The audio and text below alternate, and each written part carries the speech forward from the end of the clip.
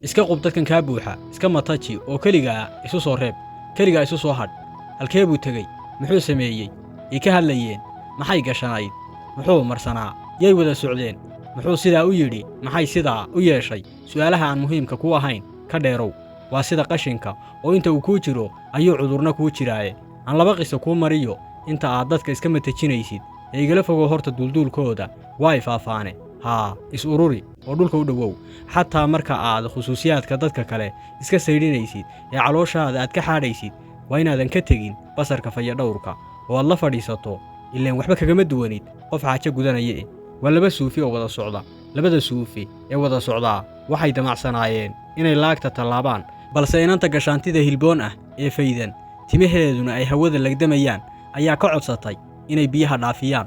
labadooda ninkii sheekhsanaa ayaa markiiba si dadnimo leh u fuliyey arjigii walaalnimo ee inanta kolkii uu gaaddada ku xambaaray ka buuxsaday ee la tallaabay marinka daadku qulqulayo iyo waxaa isu dhigmayey samafalka uu dhab ahaan daqiiqaddaa ku suntanaa ee dhiiggiisa iyo jiraalkiisa dhex saaqayey markii daanta kale ee laagta la gaadhay inantii iyo wadaaddadii ay isu mahadceliyeen isna macasalaameeyeen ayay labadiinni sii wateen safarkoodii waa cabbaar kadib wadaadkii yaraa ee arkayay sida ay wax u dhaceen weli su'aal baa ku taagan kolkii muddo la sii socday ayuu sheekhiisa isu soo dhaafiyey weyddiinta maankiisa dhex mulacaynaysay tabta biyaha jidhaamaha fadhiya sheekh horta goortii dhoweyd maxaad inanta ajnebiga kaa ah u taabatay ee u qaadday sida aad adigu ula yaabaysid ayuu wadaadka suufiga ahi ula amakaagay danniga iyo macnodarrada masalada uu ardaygu isku weyneeyey walaal ayuu ugu caqli celiyey anigu inantii waxaan dhigay oo aan ka imi markii aan tallaabiyey ee adigu weli miyaad xambaarsan tahay waxa uu ahaa saahid garanaya sida dadka looma tago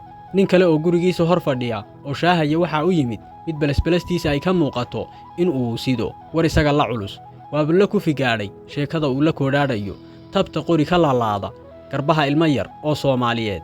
caato ah oo ina abtigii inuu dilo loo diray kolkii uu soo gaadhay buu ku taabtay khabarkii gubayay kii ina hebel ahaa baan arkay oo qof muxtarim ah haraggiisa ku tukanaya aadna u marmarinaya xumaanaan laayiq ahayn anigana iga daadegi weyday ayuu war ahaan ugu mariyey oo markaa maxaa iga galay ayuu yidhi ninkii ardaagiisa fadhiyey dee ninka uu hilibkiisa cunayey waa adiga inadeer ayuu ugu sii sharaxay oo markaa maxaa iga galay ayay noqotay jawaabtii soo gebagabaysay ninkii xiiqsanaa ee islahaa dunida ayaad u feebar samaysay haddii aad laba qof isku dirto ninka aqalkiisa joogay waxa uu ahaa saafi garanaya sida dadka looma tago arrimaha dadka noloshooda gaarka ah khuseeya waxay isugu jiraan waxaanay adiga lagu sheegayo waxba kaa gelin iyo wax kan kuu sheegaya aanay waxba ka gelin kolka aad qof ismudataan tabta saahidkii weynaa laagta ka tallaabi laakiin ka soo hadh oo sida ardaygii yaraa ha xambaarsanaanin ile nolol baa ku sugaysa aanad ka gayoonayn haddii aad dad ku raran tahay ma nafistay ka luqluqo ka kaco hadhkan fadhiiso dadka wax la wadaag wax la lahaw wax ku ahaw iyagase ha ahaanin taas weeye farriinta noloshu inoo dhiibayso ee aynu ka guddoomayno